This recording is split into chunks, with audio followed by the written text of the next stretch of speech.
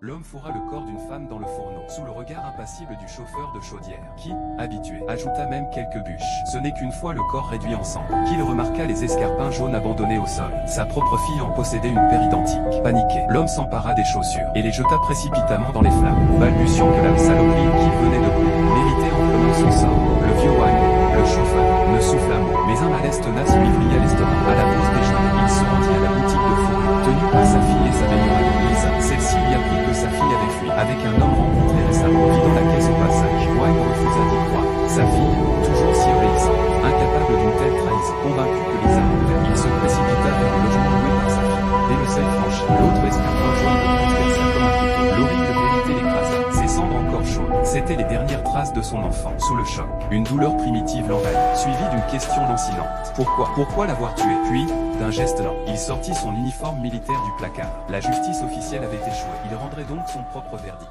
avec l'implacable précision que lui avaient enseigné les champs de bataille.